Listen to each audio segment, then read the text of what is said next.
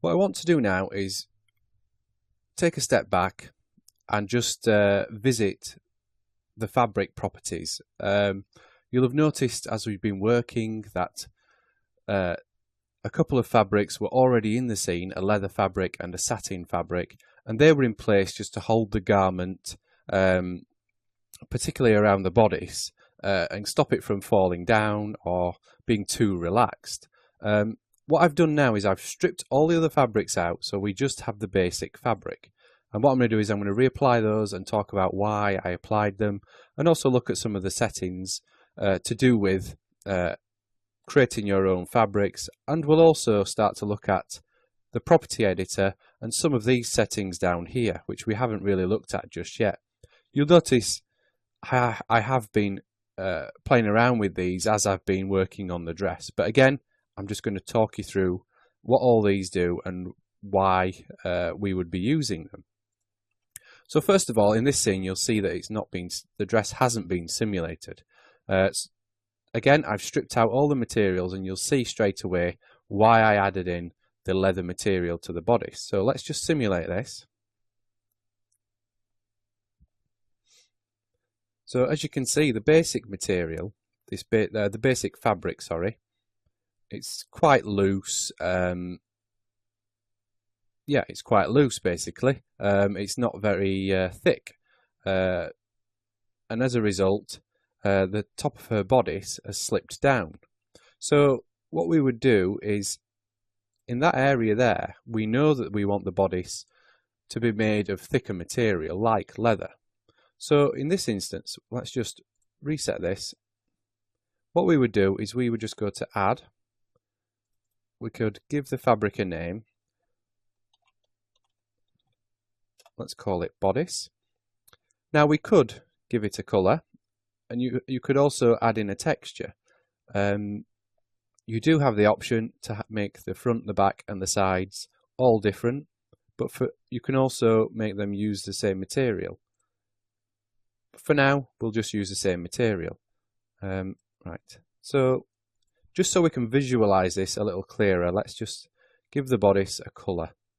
Maybe sort of you don't want it too dark so that we don't see it, so maybe a purpley colour.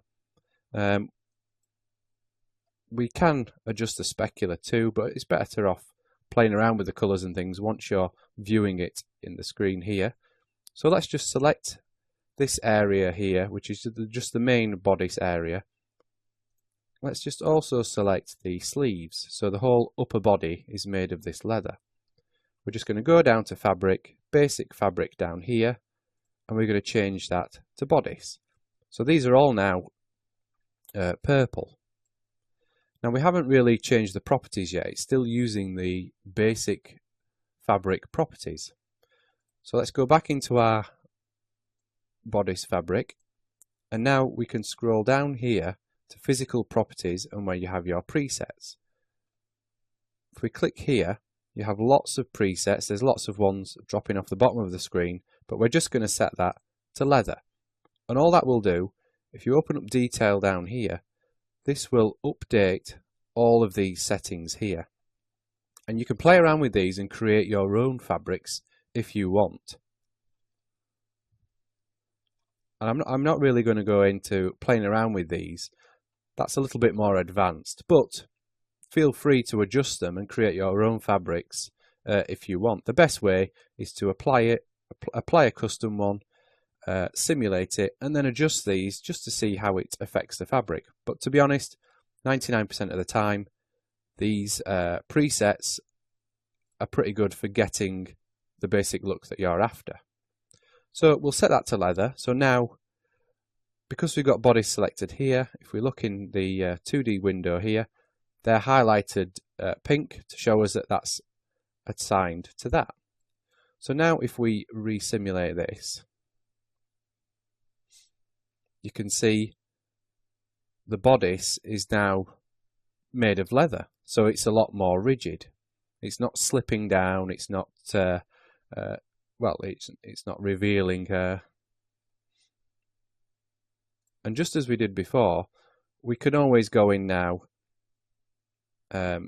freeze the rest of this, pull this around so that the straps are over her shoulders and it fits properly, and then we can use that strengthen option, again selecting these panels, going up to strengthen, just to make sure that that keeps its shape even more once it's being simulated.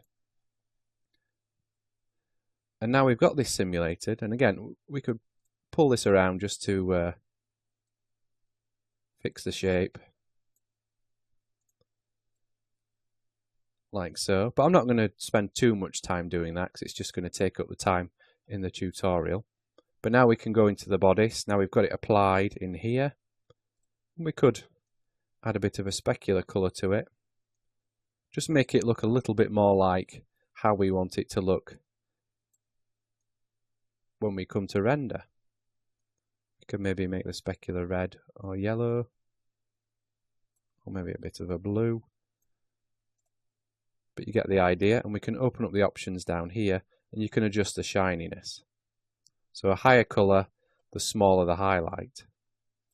You could already start to see the creases forming on the arm here, just like it would if it was leather. So that's added there. What we could do now is select and create a second material. And this one we'll call, just scroll up, we'll call this skirt. And we'll just assign this to everything else, just for now. So scroll down, just make sure I've got the sleeves selected. That's why it's showing up down here as bodice. Deselect those and change basic fabric to skirt. Now we can go up to our skirt fabric, choose a different preset. So in this instance I'm going to choose satin. And again, we can give it a different colour, so maybe this is purple, but a dark purple. A bit less saturated, maybe specular colour, again, make that a little bit shiny. Open up the options, and again, in colour, you can adjust the intensity of the ambient and the diffuse down here. The shininess, will just turn that up a little bit there. So there we've just added two quick materials. If I just play that, just so it updates.